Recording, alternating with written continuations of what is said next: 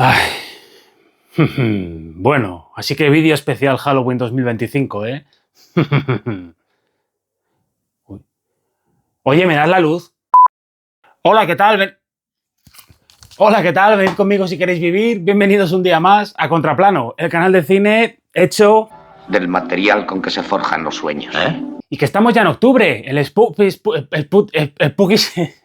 Season, que estamos en el mes del terror, el mes de Halloween. Así que habrá que hacer algún vídeo especial, ¿no? Habrá que hacer algo para celebrar el mes de Halloween, el mes de las películas del terror. Y bueno, pues solo voy a hacer un vídeo con temática terrorífica, pero es el vídeo. Un vídeo muy gordo, top 30, con mis 30 películas favoritas, top 30 cine de terror, para celebrar Halloween 2025. Y que yo lo sé, porque a mí me pasa todas las semanas, que muchas veces estamos delante de la televisión y estaréis el día de Halloween, la noche de Halloween, estaréis delante de la televisión ahí con las plataformas y diréis, ¿y qué vemos? ¿Y qué vemos? Y al final pasas 2 horas, estás dando vueltas y acabas viendo la que se avecina. Pues os voy a dar 30 recomendaciones, cualquiera de estas 30 películas. Bueno, en realidad hay más de 30 películas. Yo si no hago trampas en un top no me quedo tranquilo. Cualquiera de estas 30 películas es una perfecta recomendación para ver solos, acompañados, con amigos, con lo que queráis, para pasar una noche de Halloween divertida, terrorífica y estupenda. Vamos, 30 peliculones. Ya sabéis cómo va esto de los tops, no os enfadéis, voy a hacer un zoom para dar mayor énfasis a lo que voy a decir. Esto de los tops no son ni matemáticas, no es una ciencia exacta, es algo que hago para divertirnos, ¿no? Un top es algo divertido, es algo fresco, para pasarlo bien, para entretenernos, para recomendar películas y para descubriros películas que podáis ver en este mes de Halloween, en este día de Halloween. Así que no os enfadéis, porque ya os digo que en esta ocasión sí que he tirado de mis gustos 100%. Y hay unas cuantas, hay bastantes, ¿vale? De hecho, películas míticas que por importancia deberían estar, pero que, bueno, yo he preferido meter otras por gusto personal. Así que no os enfadéis si no veis algunas películas míticas del género de terror, pero decídmelo en los comentarios, claro que sí, decidme cuál es vuestra película de terror favorita. Esa película que visteis de niños o de adultos o lo que sea, que os metió el miedo en el cuerpo y cada vez que pensáis en ella, cada vez que la veis, cada vez que veis al monstruo de esa película o al asesino o lo que sea, os pone los pelos de punta. Decidme, quiero saber cuál es la película más terrorífica que habéis visto en vuestra vida, cuál es vuestra película de terror favorita. ¿Cuál creéis también que es la película perfecta para ver en esta noche de Halloween? Y como siempre os digo, antes de pasar al vídeo, y hoy más que nunca porque es un pedazo de vídeo, es un pedazo de top, un vídeo gigantesco, ojalá lo pete, ojalá os guste mucho, yo lo he hecho con mucho cariño, creo que ha quedado bien. Os voy a decir que si os gusta el contenido que hago en Contraplano, os gusta el cine, os gusta lo que veis aquí, si estos vídeos os entretienen, os divierten y sobre todo os hacen descubrir películas nuevas, que eso cuando me lo decís, la verdad es que es la mejor recompensa, es la mayor gratificación que me puedo llevar, pero también me puedo llevar una gran gratificación si os suscribís al canal si no estáis suscritos, porque es completamente gratis, no os cuesta nada, porque no os cuesta nada, y a mí me ayudáis bastante. También, si os gusta el vídeo, si os divierte, si estáis de acuerdo o no, aunque no esté la película de terror que a vosotros os gusta, dadle me gusta al vídeo, por favor, también, que no os cuesta nada, y compartidlo en las redes sociales. Ahora que es el mes de Halloween, compartid este vídeo. Mira, aquí 30 recomendaciones de terror para pasar un Halloween de miedo. Y ya está todo dicho, yo ahora cojo y me voy a ir, voy a apagar las velas y os voy a dejar con ese top 30 cine de terror. Decidme cómo vais a pasar la noche de Halloween, cuál es la película que vais a ver. Y nada, que paséis mucho miedo, mucho cine, viva el cine que es lo mejor de la vida, el cine de terror también mola un montón, sigamos disfrutando del cine y entra ese top 30, cine de terror. Cuidado esta noche, hay que dormir con una luz encendida porque vamos a pasar miedo. Top 30. 30. El hombre con rayos X en los ojos. The Man with X-Ray Eyes. Roger Corman, 1963. Empezamos con un homenaje. Este vídeo es también un homenaje a los grandes maestros del terror, y Roger Corman ha sido y será uno de los maestros indiscutibles del género de terror. Maravillosas son también sus incontables adaptaciones de Poe, con el gran Vincent Price. Elegid la que queráis. Cualquiera de ellas podría haber estado aquí. Pero para el título que nos ocupa tenemos una cinta de serie B, ¿en serio?, que suple con creces la falta de medios con oficio e ingenio, para una historia pulp que podríamos haber leído en cualquiera de las cabeceras terroríficas de EC Comics. La del Dr. James Xavier, el veterano Ray Milland, tremendo, entregado. Un científico que pone demasiada pasión en sus experimentos sobre la visión, que le acabarán proporcionando una visión de rayos X, al probar en sí mismo los resultados de un peligroso suero. Mad Doctors y Roger Corman para todo un titulazo de culto de la serie B. Aunque de B ya digo que no tiene nada. Si acaso D, de divertidísima. Todo bien. 29. Pánico en el Transiberiano, de Eugenio Martín. 1972. Nuestro Eugenio Martín, aunque Eugene Martin vestía más, fue capaz de subir a un mismo tren misterios victorianos y monstruos de herencia lovecraftiana, haciendo que todo este pastiche resultara divertido, aunque con un tono camp que nos encanta, consiguiendo además que con el paso de los años esta cinta haya ido adquiriendo cada vez más estatus de película de culto, llegando a considerarse a día de hoy a esta coproducción como una de las películas más queridas del fantaterror nacional. Ah sí, y además la protagonizan los dos mayores iconos del terror británico, nada más y nada menos que Sir Christopher Lee y Sir Peter Cushing se suben a bordo de este apasionante viaje en tren plagado de peligros. Cuentan que Christopher, muy amigo de Peter, convenció a este segundo para participar en la película y así sobrellevar mejor la pérdida de su mujer. Una vez más, no hacen falta grandes presupuestos para crear un gran producto convincente y artesanal, cuando tienes a todo un equipo que otra cosa no, pero conocían muy bien su oficio y sabían trabajar. 28. It Follows, de David Robert Mitchell, 2014. Con tan solo 3 films en 15 años a sus espaldas, el norteamericano David Robert Mitchell ha conseguido dejar una huella indeleble en el cine de terror americano independiente moderno, sobre todo con su segundo trabajo, It Follows, el cual todavía no ha mejorado. Mitchell nos cuenta una pequeña e íntima historia que habla del angst adolescente, que además es una terrorífica y desoladora pieza de género, con ese espíritu que los chavales se van pasando de unos a otros como si fuera una enfermedad de transmisión sexual, un algo, una sombra, una presencia, que los sigue. Una película con una dirección muy cuidada, secuencias para el recuerdo que crean una tensión insoportable y el descubrimiento de Maika Monroe como protagonista. Esta es además una de las películas que ha acuñado el término terror elevado, que yo sigo sin entender muy bien. Mitchell planea estrenar una secuela para el año que viene, también protagonizada por Monroe. Ojalá que los sustos estén a la altura de esta pedazo de pieza de terror. 27. La posesión, Possession, de Andrzej Zulawski, 1981. Cuentan que al director polaco expatriado Andrzej Zulawski lo echaron a patadas del gran estudio al que había acudido cuando les contó de qué iba a ir la película que quería venderles a los productores. Inspirada en la experiencia traumática de su propio divorcio, La Posesión es una de las películas de horror más complejas, asfixiantes y desesperadas jamás creadas. Rodada en la Alemania precaída del muro, la cinta de Zulawski explora cosas como el conflicto familiar o la figura del doppelganger, y supo sacar de su matrimonio protagonista en constante crisis, Isabel Adjani y Sam Neill, interpretaciones tremendamente viscerales y aceleradas. Son brutales las escenas de las fuertes discusiones y peleas de la pareja, y sobre todo el trabajo de Adjani, que cuenta que tardó años en recuperarse de este papel, ofreciendo una composición de una intensidad nunca vista. La legendaria escena del metro, rodada en una sola toma, con otra más de apoyo, ha quedado como uno de los momentos interpretativos más desgarradores y al límite de la historia del cine. Pieza maestra, no apta para todos los públicos, eso sí. 26. La Cumbre Escarlata, Crimson Peak, Guillermo del Toro, 2015. Guillermo del Toro es uno de los nuestros.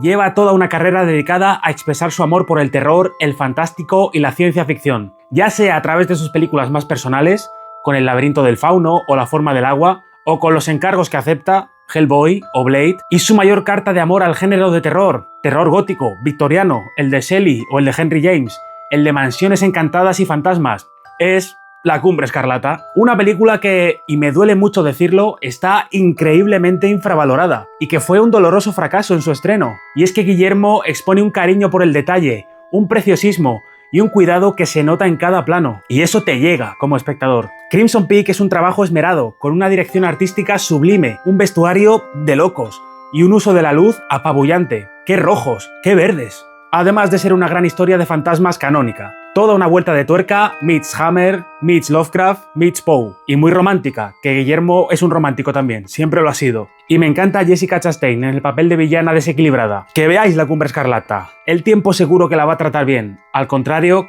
que al castillo protagonista, donde sufren sus protagonistas. 25. ¿Quién puede matar a un niño? Narciso Ibáñez Serrador, 1976. Si ha habido en España un talento especialmente dotado para contar historias de terror, ese es sin duda el de Chicho Ibáñez Serrador, el de La Residencia y el de las historias para no dormir, aunque siempre será recordado por estar detrás del popularísimo concurso del 1, 2, 3. En ¿Quién puede matar a un niño?, su mejor largometraje, expone una pieza de terror que ya le habría gustado firmar a Polanski, a Hitchcock o a Argento, por decir 3 nombres. Una cinta tan bella como inquietante e inexplicable, salpicada por el enorme manejo de la tensión y un uso aterrador de la música, a cargo de Waldo de los Ríos. Esta es la historia de una joven pareja inglesa que llega a una desconocida isla española para descubrir que los niños han tomado el control y están asesinando a todos los adultos. Tendrán que hacer lo que sea para sobrevivir, pero ¿quién puede matar a un niño? Una suerte de pueblo de los malditos patrio que además estuvo a punto de protagonizar nada menos que Anthony Hopkins. Cult movie terrorífica española.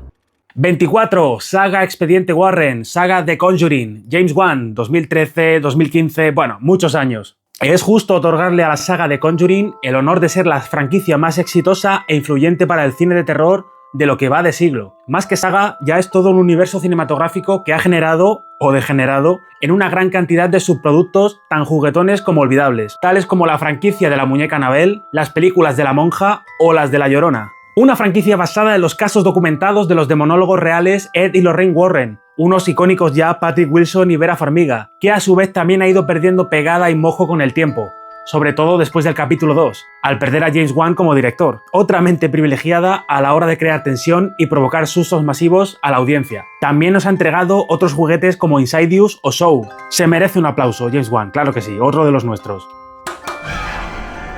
Una serie de películas que veremos si ha llegado o no al final con el estreno de su exitosa cuarta parte, que lo ha petado. Se habla ya de una posible serie de televisión, pero que sin duda ha conseguido destacar dentro de un siglo XXI plagado de grandes historias de terror. Está siendo un siglo terroríficamente bueno. 23. La profecía, The Omen, Richard Donner, 1976. Pocas películas más icónicas de lo puramente terrorífico que La profecía, donde el gran Richard Donner combinaba una palpable calidad cinematográfica con una serie de sustos y muertes truculentas que la alzaron rápidamente a lo más alto. La historia nos la conocemos de sobra. El matrimonio al que interpretan Gregory Peck, envejeciendo su carrera con dignidad, y Lee Remick, dan a luz a un niño muerto, que cambian por un huérfano llamado Damian, el niño que parece que está haciendo cosplay de AC/DC, el niño más diabólico y perturbador de la historia del cine. Con toda esa profecía del anticristo, el 666 y todo eso, que el terror si hace enfadar a la iglesia, pues mejor que mejor. De hecho, el film se estrenó un 6 del 76, y ha acabado dando lugar a secuelas y remakes nada interesantes. Aunque la precuela del año pasado sí que estaba bien, no estaba nada mal. Un divertimento diabólico que, con el permiso del exorcista, posee la banda sonora más terrorífica de todos los tiempos. Ya sabéis, la profecía se cumplirá. Su llegada es inminente. 22. Hereditary, Ari Aster, 2018. Ari Aster lo rompió con su primera película. Escrita y dirigida por el cineasta nacido en Nueva York, Hereditary es uno de los hits más masivos e influyentes que ha dado el cine de terror en la última década. En un periodo muy corto de tiempo salieron cineastas independientes con las ideas muy claras y que hicieron subir un escalón al género. Nombres como el propio Ari, David Robert Mitchell, antes mencionado, It Follows, o por ejemplo Robert Eggers, aunque en lo del terror elevado ya digo que no voy a entrar. El que entra a matar es Ari Aster con Hereditary, con una puesta en escena potente, que transcurre prácticamente en la casa familiar, una casa de muñecas, planos muy bien medidos, y una potente historia de drama familiar que a través de la pérdida va cociendo a fuego lento una historia de terror con algunos de los sustos más conseguidos que yo recuerdo del cine reciente. Gabriel Byrne y Toni Collette están excelsos, hasta Alex Wolff está muy bien, pero la película es sin duda de la niña, Molly Shapiro, que la hace suya y crea un personaje inquietante y malrollero como pocos. Ay, pobre Paloma. 21. Sleepy Hollow, de Tim Burton, 1999. Además del querido Guillermo del Toro, el otro cineasta contemporáneo que se ha labrado una carrera legendaria a base de homenajear el género de terror y el fantástico es sin duda Tim Burton. Si hasta sus películas de Batman huelen a gótico, y Sleepy Hollow, basado en la historia de Washington Irving del jinete sin cabeza, es una oda al horror gótico de sangre espesa y lugareños retraídos. El terror de la Hammer, clave en la imaginería bartoniana. Si hasta Christopher Lee hace un cameo, me pongo de pie, madre mía. Su inseparable Johnny Depp se pone en la piel de Ichabod Crane, el investigador que al filo del siglo XX es enviado al pueblo de Sleepy Hollow para indagar en el misterio del jinete sin cabeza, que se está llevando las cabezas de todos los habitantes del pueblo a golpe de fuego del infierno. Un jinete interpretado por un Christopher Walken que daba un miedo brutal con sus dientes afilados y sus chillidos. De niño me cagaba de miedo cuando salía. Una de las mejores películas del maestro Burton y una de sus creaciones más logradas en términos de puesta en escena, dirección artística y banda sonora. Un gran guiñol sobrenatural que parece arrancado de la parte más profunda del infierno. 20. Suspiria, Dario Argento, 1977. Llega aquí mi homenaje al noble arte del terror a la italiana, o giallo, que es la mezcla del terror con el policíaco, con el suspense, con lo truculento, con la que considero la mejor y más depurada cinta de Argento, que en sus inicios era todo un esteta, maestro absoluto de lo macabro. También podría haber metido Rojo Oscuro, o Fenómena, o El pájaro de las plumas de cristal, o otras piezas de calité de maestros italianos como Mario Bava o Lucio Fulci, Boccaccio di Cardinale. Pero creo que es con esta historia cuando el género del giallo, el género en el que se grita mucho, hay mucha sangre y aparece parecen terribles y rocambolescos carniceros asesinos, toca techo. Y es que la dirección de Argento para este oscuro cuento de la academia de baile alemana en la que pasan cosas, pasan cositas, es una barbaridad lo que hace aquí Argento. Movimientos de cámara, creación de tensión y suspense, y hasta homenajes cinéfilos. Y sé que el género se llama giallo, pero qué rojos, qué profundo rosso tiene esta película. Y hasta sale Miguel Bosé haciendo de bailarín. Bueno, esto no sé si es bueno o es malo, pero bueno, sale Miguel Bosé. Y la música, qué música de Goblin, inolvidable. Impregna toda la narración con un aire de pesadilla y una atmósfera irrespirable. Hace unos años, Luca Guadagnino hizo un remake estéticamente inmaculado también, y preciosista, pero se le acababa yendo de las manos, y no superaba a la joya original de Argento. 19. La matanza de Texas, The Texas Chainsaw Massacre, Top Hooper, 1974. Para buscar los orígenes del slasher podríamos irnos al Fotógrafo del Pánico, o por supuesto a la seminal Psicosis, también a los italianos, a los que acabamos de visitar hace un rato. Tendrían mucho que decir a la hora de perfilar los cánones que delimitan este sangriento subgénero. Y es verdad que unos años más tarde sería Carpenter el encargado de hacerlo mainstream y franquiciable, pero el verdadero honor de introducir el slasher dentro del nuevo cine USA lo tiene a golpe de motosierra La Matanza de Texas, una de las películas más sucias, violentas y definitivamente aterradoras de todos los tiempos. La historia se ha repetido infinidad de veces. Un grupo de adolescentes perdidos dentro del yermo paraíso redneck del profundo Estados Unidos, donde la oscuridad, la ignorancia y la barbarie reinan a sus anchas. Qué historia tan reconocible, pero qué potente es. Al final solo podrá quedar una. Y todo buen slasher que se precie necesita a su icónico matarife, y en esta ocasión, Leatherface, que estaba también algo basado en la figura de Ed Gein, es definitivamente uno de los más terroríficos e icónicos que ha dado el cine. Los jóvenes tendrán que enfrentarse a esa casa del terror, que por cierto, a día de hoy es un restaurante, dato curioso, y a su amistosa y terrorífica familia. Qué miedo me sigue dando La Matanza de Texas. Una vez más, de secuelas, reboots y remakes, mejor ni hablar, mejor pasamos. 18. Mandy. Mandy de Panos Cosmatos 2018. Bueno. Todos en pie. Entra Nicolas Cage, el mejor en lo que se proponga y definitivamente el único e inigualable en conseguir hacer suyas sus películas, entregando composiciones mega actuadas imposibles de alcanzar para el resto de pobres mortales. La primera vez que vi el viaje lisérgico de Cosmatos no me gustó nada, lo reconozco. Mi mente y mi cerebro no estaban preparados para pagar el precio que imponía Mandy. En la revisión, mi cabeza estalló. Vi la luz. Se ha creado la obra maestra Nicolas Cageana definitiva. ¡Boom! Mandy es una historia de amor más allá de la tumba, cuando el personaje de Nicolas emprende un viaje alucinante al fin de la noche, una noche sin estrellas, starless, como el temazo de Crimson King, que está en la película, para vengarse de los oscuros hippies psicodélicos que han asesinado a su esposa, Andrea Riseborough. La entrega de Cage es total. Llorando, sangrando y gritando, abraza la más absoluta locura y el descenso a unos infiernos iluminados con luces de neón. Y con él viaja también la cordura del espectador, en un cuento gore lleno de sangre, violencia, más sangre y luego más violencia también. Una experiencia para todos los sentidos. Un trippy filmado. Un viaje de ácido cinematográfico. Si sois de los que os horroriza Mandy, es que la mandanga aún no os ha hecho efecto, pero tarde o temprano lo va a hacer, y corréis el riesgo de que os guste demasiado y ya no queráis abandonar el oscuro mundo de Red, de Nicolas Cage, un hombre embarcado en una misión de violencia. 17. El hombre de mimbre, de Wicker Man, Robin Hardy, 1973. No es la de Nicolas Cage, que ya hemos hablado de Nicolas Cage antes, dejad a Nicolas Cage. The Wicker Man, la buena, la dirigida por Robin Hardy, la británica, la de los 70, que luego Robin Hardy se dedicó sobre todo a escribir novelas y que no volvió a hacer nada destacado en el cine. La historia comienza como la típica historia policíaca en la que el pacato agente de la ley, un gran Edward Woodward, visita una remota isla británica investigando la desaparición de una joven, para acabar convirtiéndose en uno de los ejercicios de horror, de folk horror, que ahora está muy de moda el folk horror, más escalofriantes e inexplicables del séptimo arte, con uno de los finales definitivamente más bombásticos e impactantes. La película nos va dando pistas al espectador, que va por delante del policía, pistas que evidencian el culto pagano en el que está sumido la isla y sus gentes, con sus cánticos lascivos y sus símbolos profanos. Y cuando el protagonista descubra el misterio que esconde Summer Isle, ya será demasiado tarde para él. The Wicker Man tiene una historia inmersiva, el erotismo de Brick Ekland, o Ingrid Pitt, muy de la época, y una estructura muy reconocible de película que se va abriendo paso hacia algo nuevo y ancestral. Y sobre todo tiene a su servicio el talento de Christopher Lee,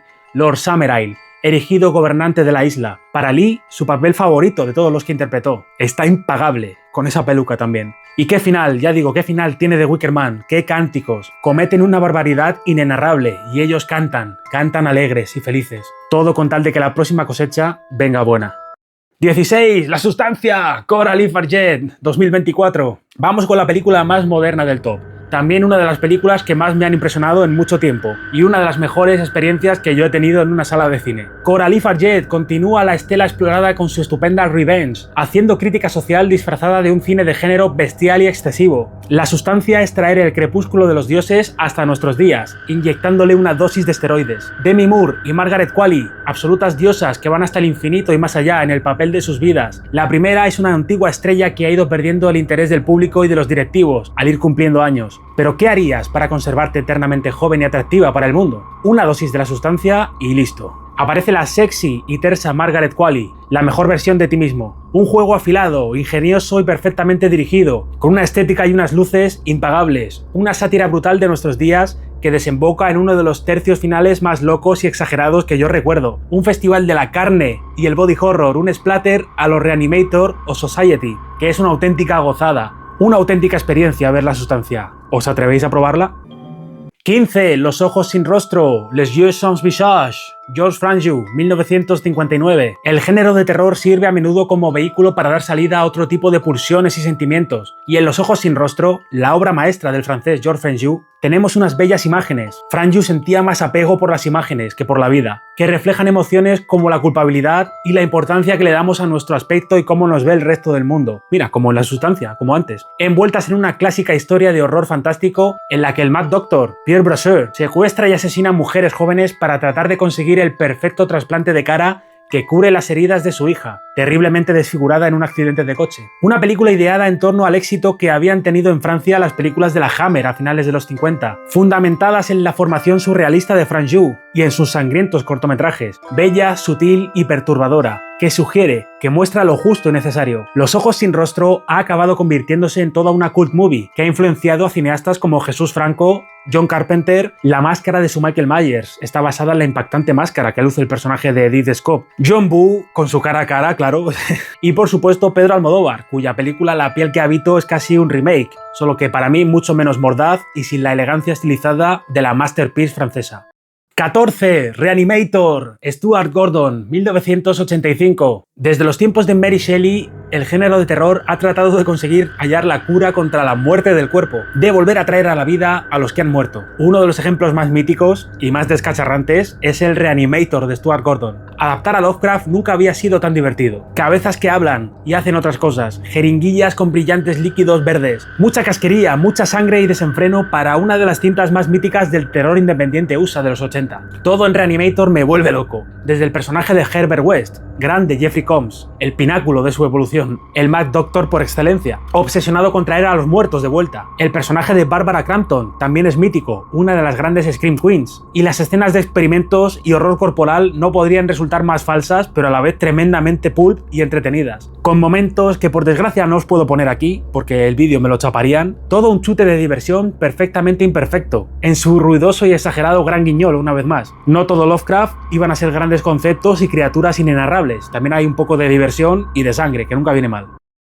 13. Suspense. The Innocents, de Jack Clayton, 1961. Vamos con la historia definitiva y por antonomasia de fantasmas y viejas casas victorianas encantadas. The Innocents no es solo una obra maestra del terror gótico, minusvalorada en su momento. Es además, de lejos, la mejor adaptación que se ha hecho nunca de la referencial novela Otra vuelta de tuerca, de Henry James. Están todos los elementos por los que toda buena cinta de fantasmas debe pasar. La estirada institutriz, la gran Deborah Kerr, que está increíble, qué papelazo. Niños influenciables y sustos en la noche que oculta el maldito caserón. Dentro de una historia dirigida con estilo y habilidad, en la que lo que se muestra en plano es tan importante como lo que no se muestra, llena de sustos que, hacedme caso, os van a poner de los nervios, y un guión sólido en el que colaboró el mismísimo Truman Capote. Y además, de vital importancia es la fotografía de Freddie Francis, director de películas de la Hammer, convertido en maestro de la foto, y que hizo su obra maestra para El hombre elefante de David Lynch. ¿Queréis una buena historia de fantasmas clásica? Pues no hay una mejor, para mí no hay una mejor que Suspense.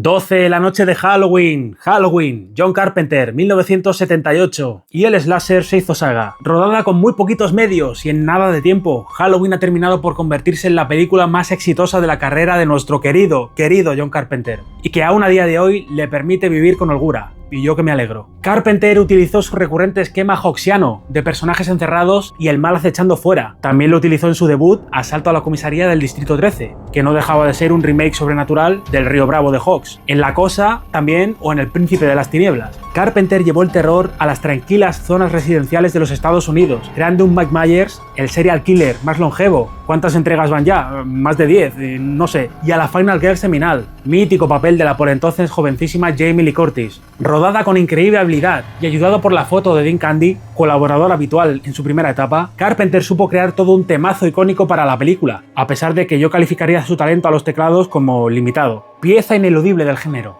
Tótem. No hay Halloween que valga si no ves La Noche de Halloween. 11. Al final de la escalera, The Changeling, Peter Medak, 1980. George C. Scott interpreta a un compositor destrozado por la muerte de su familia, que decide mudarse a un viejo caserón para comenzar de nuevo y recomponer los pedazos de su vida. Lo que pasa es que la casa oculta un terrible secreto al final de la escalera. Otra de las joyas infaltables en el subgénero de las casas encantadas y que particularmente a mí me encanta, me apasiona, mezclando con enorme habilidad y sensibilidad el potente duelo en el que se haya sumido el personaje de Scott con una serie de sustos, sobresaltos e imágenes perfectas de puro terror, perfectamente plasmadas y puestas en escena. La voz susurrando, esa pelota de goma que va cayendo por la escalera, que va botando. Va a ser definitivamente que este no era el lugar indicado para empezar de cero, George C. Scott.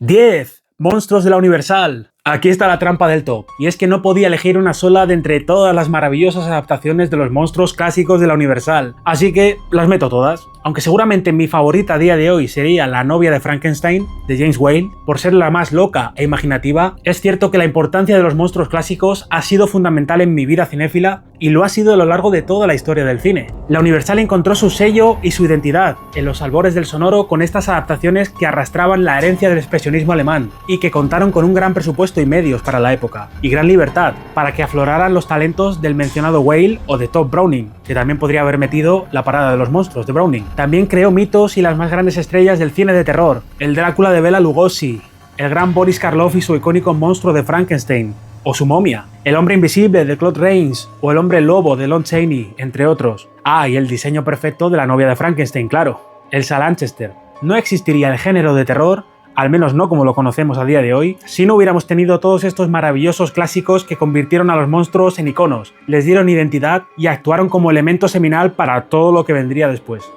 9. La invasión de los ladrones de cuerpo, The Invasion of the Body Snatchers, Don Siegel, 1956. A mediados de los años 50, los días negros de la guerra y la crisis económica habían quedado atrás, y la economía norteamericana vivía un periodo de bonanza en constante crecimiento. Es entonces cuando los jóvenes americanos podían ser jóvenes por primera vez, y empezaron a gastar su dinero en los cómics de terror de la EC y a acudir en masa a ver las películas de horror y ciencia ficción de la llamada Serie B, cintas hechas con mucho oficio, que eran críticas y que influenciaron a toda una generación de jóvenes como John Carpenter, Steven Spielberg o el dibujante de cómics Charles Barnes. Y seguramente la mejor y más mítica película de este periodo sea La invasión de los ladrones de cuerpos, que dirigida por el gran Don Siegel, que valía para hacer de todo, dio lugar a varios remakes a lo largo de los años, como la también excelente La invasión de los ultracuerpos, de Philip Kaufman, y que narra la creciente paranoia que se va desarrollando en un apacible pueblo californiano cuando unas vainas extraterrestres empiezan a fabricar clones de los ciudadanos y a reemplazarlos, arrebatándoles toda clase de pensamientos individuales y la capacidad de sentir y amar, su humanidad, vaya.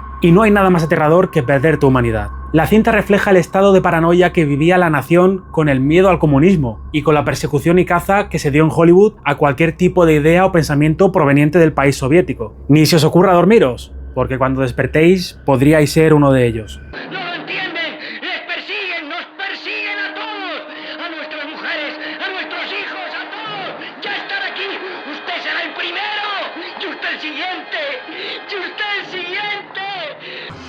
8. Drácula, Horror of Drácula, Terence Fisher, 1958. A finales de los 50, los grandes clásicos de terror ya estaban de capa caída, nunca mejor dicho. Y fue la avispada productora británica Hammer la encargada de reinventarse y de reinventar el género de terror y de los monstruos, adaptándolos a unos nuevos tiempos y al deseo y los gustos de un nuevo tipo de público que había surgido. Hammer tuvo un periodo exitoso de actividad de unos 15 años, con películas de bajo presupuesto, hechas en cadena, pero llenas de profesionales que sabían desempeñar su oficio. Encantadoras cintas muy populares en su época, de entre las que destacan su mejor producción, El Drácula de Terence Fisher, que encumbró a las dos grandes estrellas de la compañía, Peter Cushing y Christopher Lee, este segundo interpretando al Conde Drácula, que en unos pocos minutos en pantalla hacía suya la película y se adueñaba para siempre del personaje del Conde Drácula, que siguió interpretando en una serie de secuelas cuya calidad iba disminuyendo progresivamente, pero la fuerza y el magnetismo de la interpretación de Lee lo convirtieron en el Conde por excelencia, el más icónico y aterrador de la gran pantalla, para mí lo sigue siendo. Gracias a la sangre falsa y a los escotes pronunciados de la Hammer, el género de terror y de monstruos se actualizó, revitalizando el mito e introduciéndolo en la cultura pop contemporánea. He aquí mi homenaje particular a todo el cine de la Hammer, que me encanta, que me parece fundamental en la cultura pop del terror.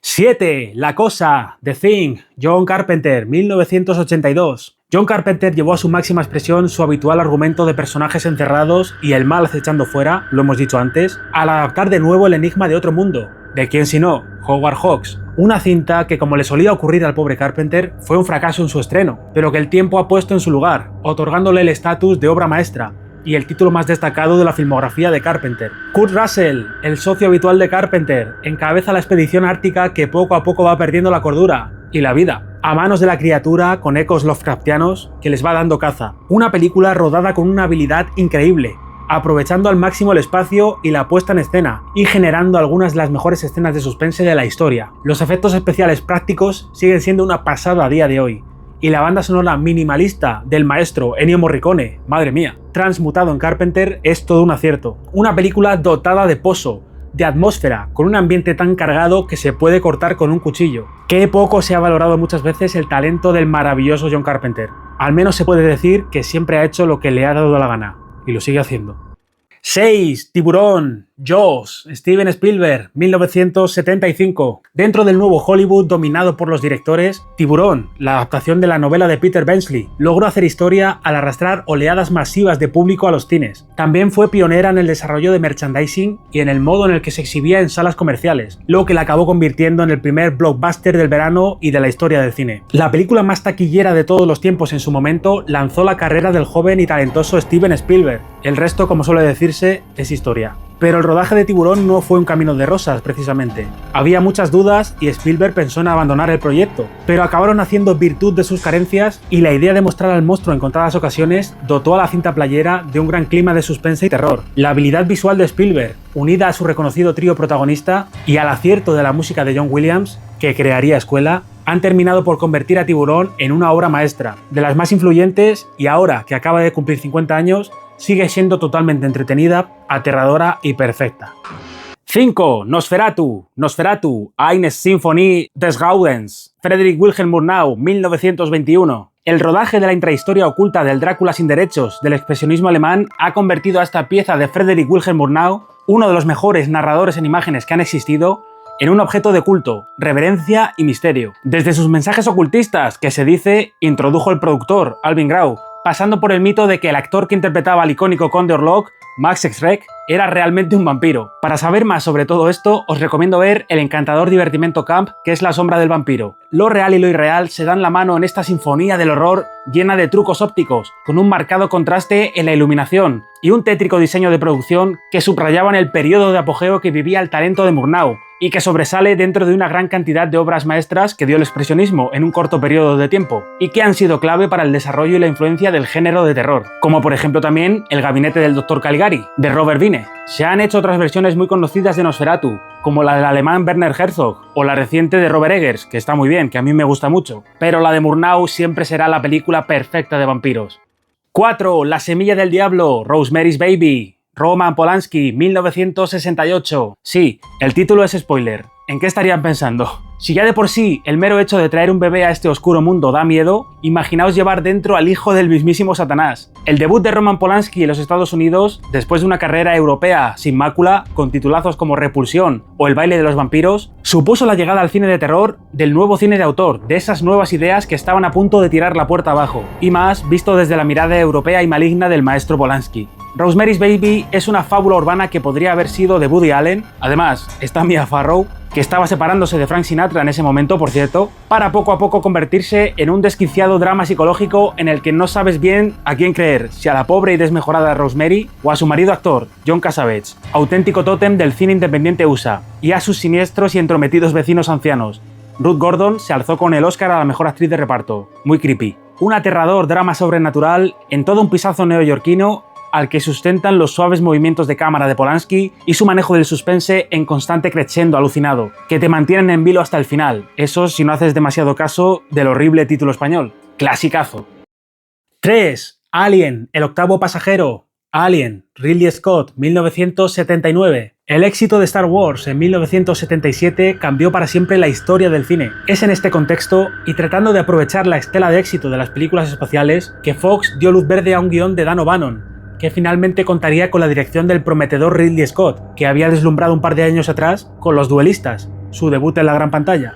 Pero es Alien, vendida bajo el mítico eslogan de "En el espacio nadie puede oír sus gritos", una cinta de terror o de ciencia ficción. Para mí la respuesta queda muy clara si nos fijamos en que el elemento de ciencia ficción es un mero accesorio, y que esta historia, que recurre una vez más al viejo esquema hawksiano, funcionaría igual de bien si la trasladáramos a un idílico pueblo o un vacacional emplazamiento costero. Un elemento terrorífico firmemente cimentado en los revolucionarios diseños del suizo H.R. Giger, de los más conocidos e influyentes que nos ha dejado la cultura popular, y que hicieron volar la imaginación de artistas totales como Moebius. Otro épico acierto sería el de darle las riendas de la película a la desconocida actriz Sigourney Weaver, ejerciendo como heroína seminal y fundamental del cine de género con su tremenda Teniente Ripley. A día de hoy, Alien es ya algo mainstream, una franquicia en el cine, pero también en la tele, los videojuegos, los libros e incluso los cómics, con un sinfín de merchandising, que siguen tirando todos ellos de la terrorífica perfección de esta película original.